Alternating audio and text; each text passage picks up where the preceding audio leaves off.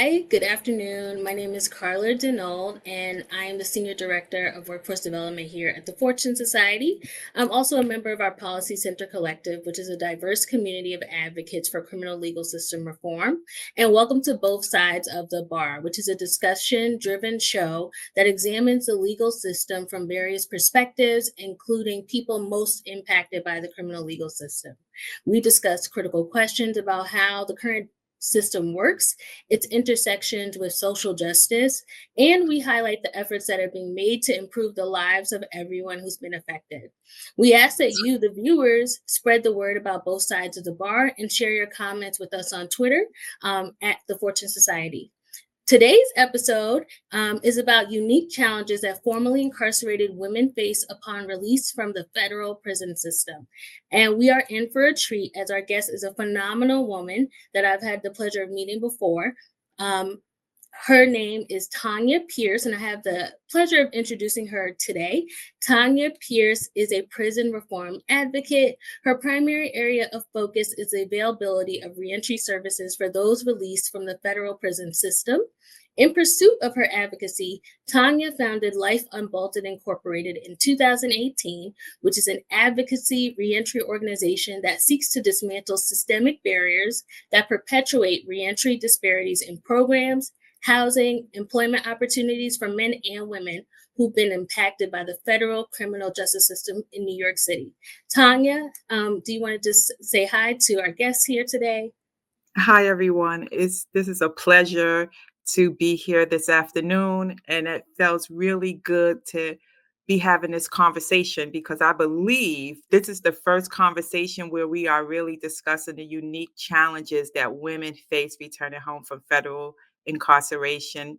And I'm excited to have this conversation. I want to begin by first thanking Stanley and Rob and the entire staff and team at the Fortune Society for really delving deep into this tragedy that's really happening. It has been going on for so long, and I'm just excited to have this conversation. Thank you.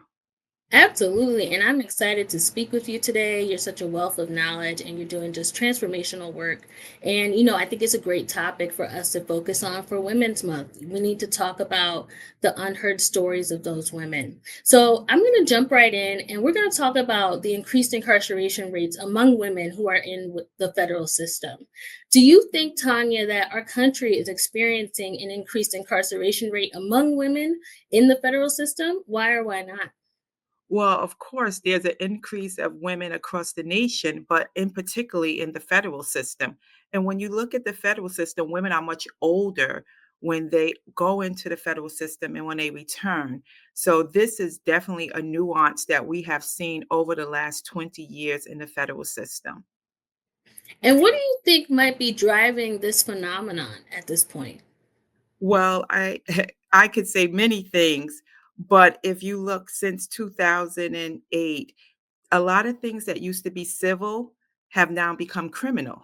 For instance, when I was in federal prison, I was in with women who didn't put their husbands on their Section 8 application and was now in prison for 60 days, but have 10 years of supervised release. I mean, this is something you haven't heard of before. People who, some of us, I won't say you or me, but some of us have put that we made $50,000 on a credit card application, but was making 20,000 or not even working to get 10% off while you were in college. A lot of things that weren't criminal prior to that are now criminal. And then you see this avalanche of federal cases and federal indictments around what they say is like wire fraud and conspiracy. Being that that term is so loose, answering the telephone, you're in a conspiracy. So women are finding themselves in federal prison for things that, you know, I'm not going to say what an actual crime is because I don't know, but things that we hadn't heard of in the past. And I believe that's part of the reason of the influx of older women. When I say older, I mean women 30, 40, 50, 60, 70 years old. These are things that we haven't heard of in the past. Absolutely. And thank you for that. Even in our programming here at Fortune, every year we are seeing the average age of those being served older, just increase in age year to year. So it's right in trend with what you're sharing now. I also wanted to know if you could provide some examples of how the reentry process might be different for people who are being released from the federal prison system comparing to those who are being released from state in terms of like available programs, resources, or other policy barriers. Okay, for one, when you look at someone, a New Yorker, because that's what we all are when we return to New York. We are New Yorkers. When you look Absolutely. at a person returning from the federal system, if a woman had a substance abuse issue, which that's common, they are returning from West Virginia. If a woman had a white collar crime or a nonviolent crime, they're returning from Connecticut. There is no federal prison in New York. So there goes the reentry process is broken right then and there because there's no one going to West Virginia or going to Danbury from New York saying that these are the services that are readily available. And there's no reentry programming for them. What happens is we land in the halfway house and we're stressed out, we're traumatized, and then life has to begin again. And at that point, you are afraid, you are expected as a woman to get back to living, but no one has addressed your trauma. We have families, we have children. Most of us have small children. Some women have even lost their ability to have children while they were in prison. Early onset menopause, things that medical conditions that weren't addressed. But yet you land in a halfway house and you're expected that life kicks in like normal.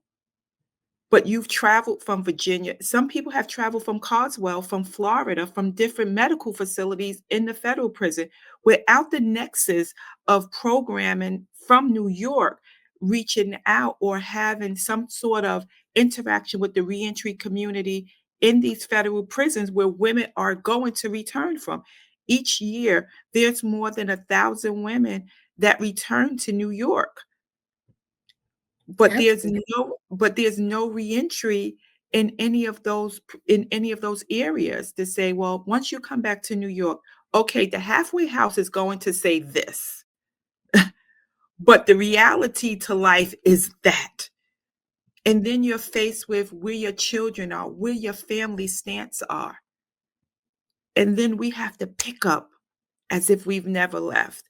And that's what makes it very difficult because also one of the things that's very different for federal women than state women, when women are released from the state, they are paroled. They're not Mhm. free. No one is free. That's we have all that in common. But they are paroled. We are only furloughed to halfway house, meaning that we're still in custody. And then after you're in the halfway house, you go on home confinement. And then you go on probation, supervised release, which is the equivalent of parole. So that's 3 steps to going home. And at each one of those junctures, there's a new set of rules, a new set of policies, a new set of trauma, and a new set of fears. Because guess what?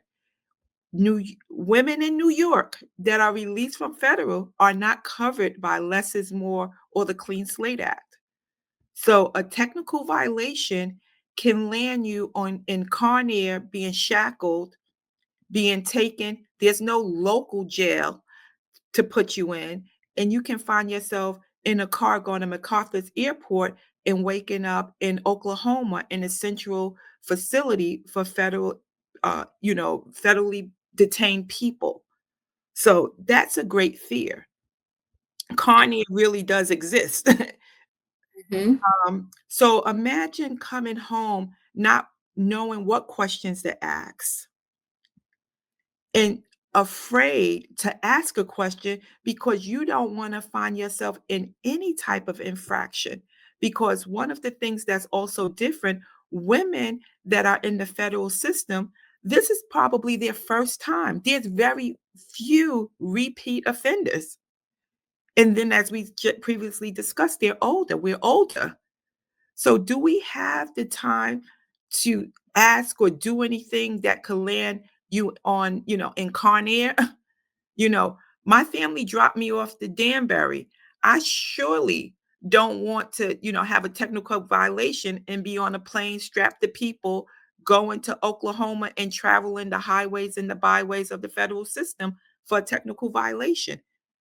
Women just are, I'm not going to say we're not built for it, but we don't take those chances because we have families at home that are waiting for us. We've already lost enough time.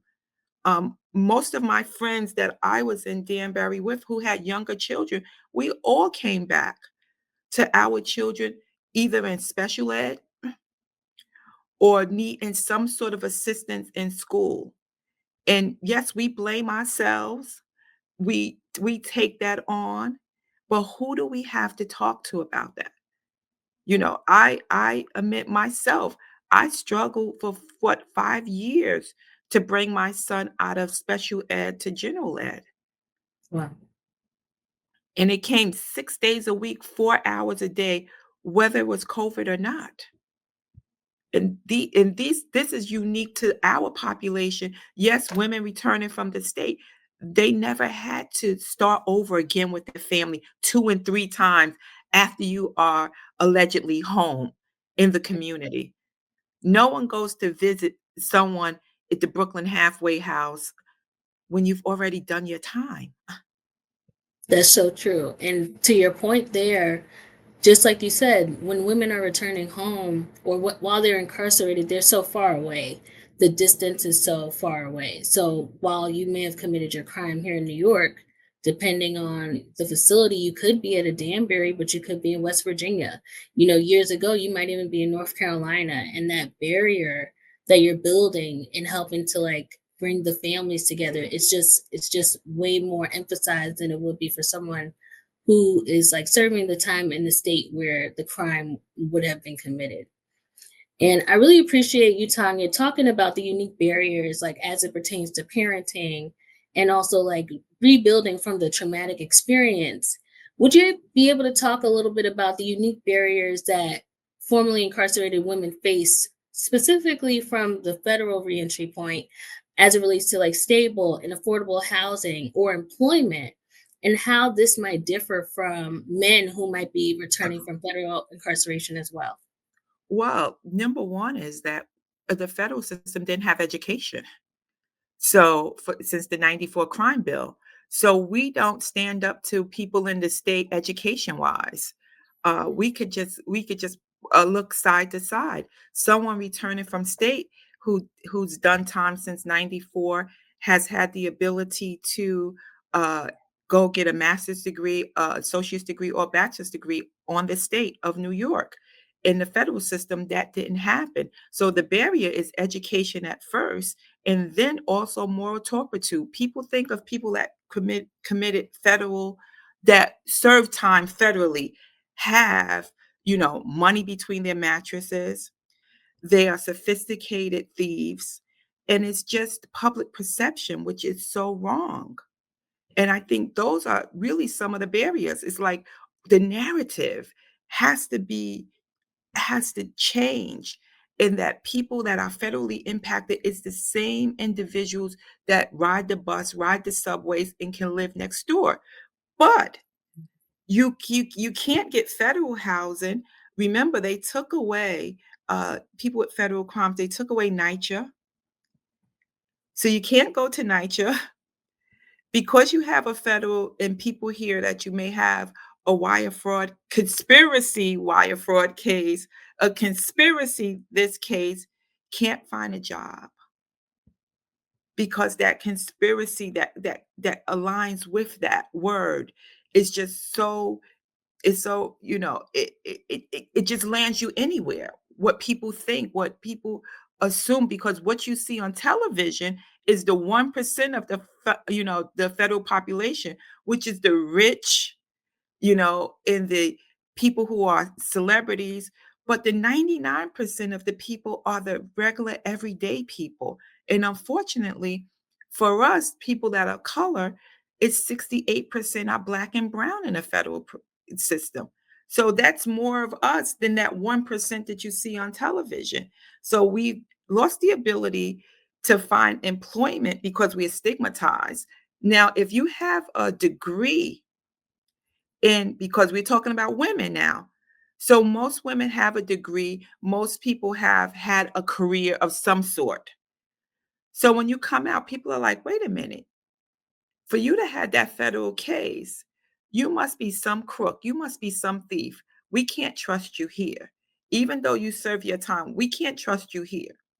And if that's not the case, then if you were in federal prison and you don't have education, how is it that your counterparts do? So you don't have education to apply for this job, but I was in prison and I didn't have access to education. Not that I didn't want it, and then trickle down to housing.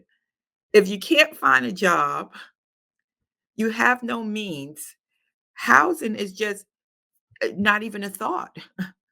Absolutely. And you know, what are you gonna, couch surf. Hmm. Now Which what which nobody wants to do, right? Like no one wants to come home and be dependent after having been dependent for so many years. And I think it really brings up another great point, Tanya. How do you feel that Black women who are facing issues with access to resources and dealing with different reentry challenges differ from women who may not from women who aren't Black or women coming from different backgrounds? What differences are you seeing in the space as it relates to reentry? well, there's quite a bit of difference because we lack access, we lack resources because in the communities has just, ostracized us. You've lost all of your friends. You've lost, significance amount of your family. You've lost so many of the things that nurture you. And now the community has stifled you. You don't have resources because you don't have anything. I mean, getting a Medicaid card, you're lucky. And then there's still, even though New York says it's okay, but there's still some vices around SNAP benefits in the federal system. So I don't know anyone that was on probation or parole. I'm going to say probation and parole because it's easier for your audience to understand than the words that the feds use. I don't know anyone who takes the chance and apply because it's a hit or miss. Am I gonna be in some sort of conspiracy? Because people with if you have a federal conviction, for drug cases and some other cases, you're not you have a SNAP band.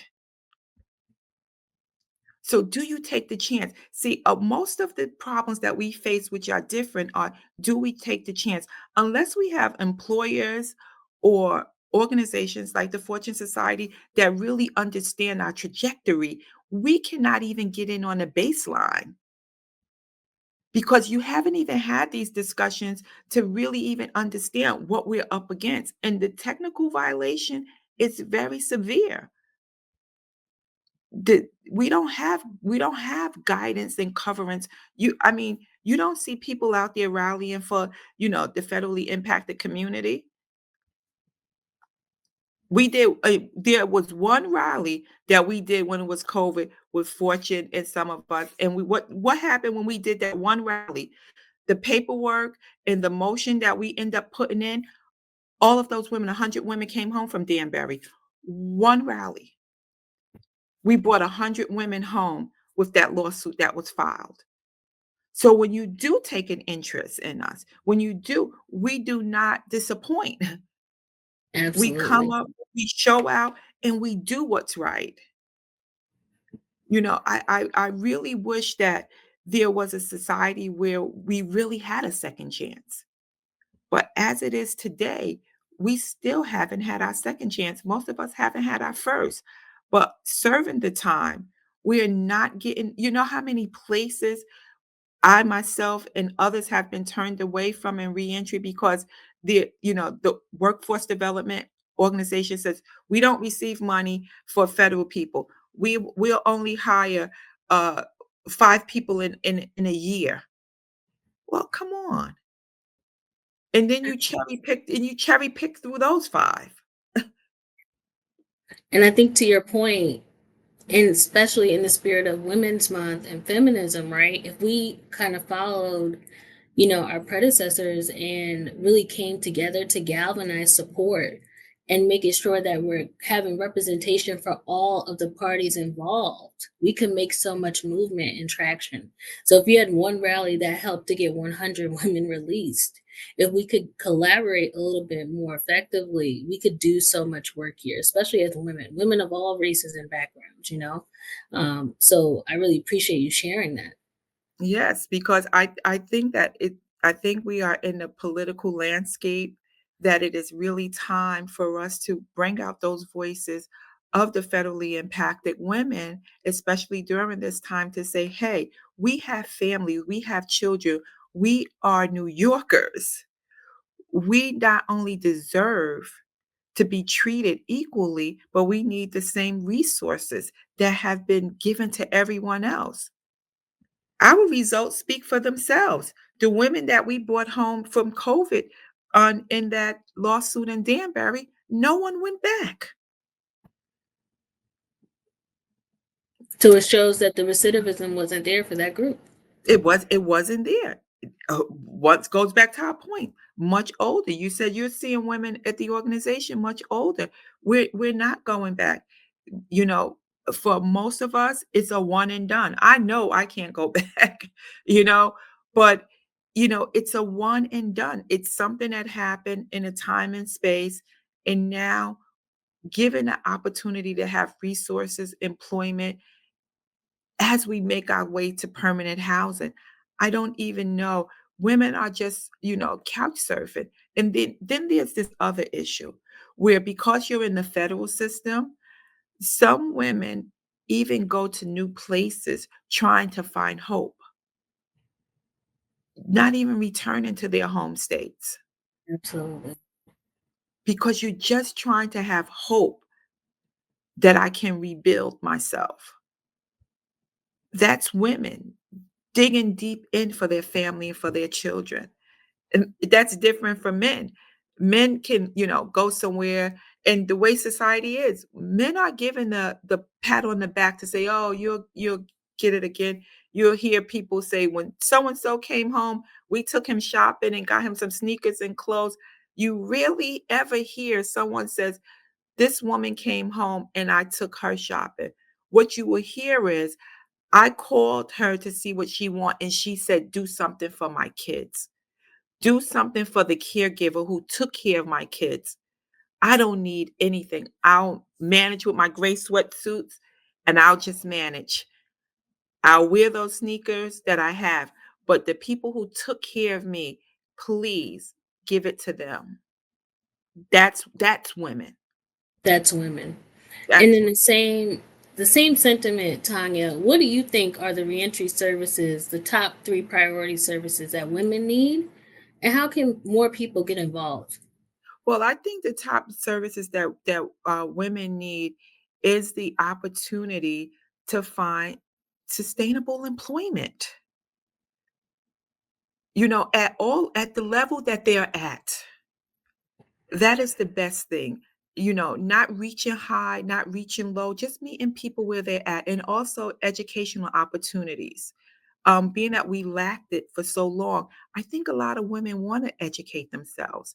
And then the last thing would be just having an open heart and understanding that what you see on the news is not every person that is federally impacted.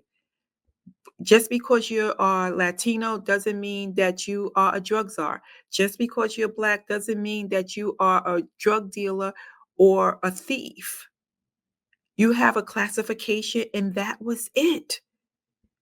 You served your time, and now you deserve a place back in society as a normal individual. And Absolutely. And how can people get involved with this specific movement? Well, people can reach me at my organization.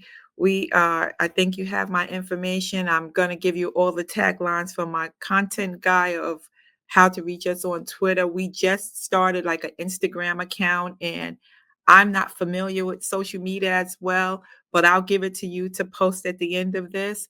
And Absolutely. let's just start, we started with Fortune, and let's just continue to have these conversations and also put people in spaces of meeting them where they're at. And also let's have some technical assistance to some other organizations that we can meet people and say, hey, if you decide what you have been doing in all of these years by denying organizations to really work with people that's federally impacted is a public safety issue.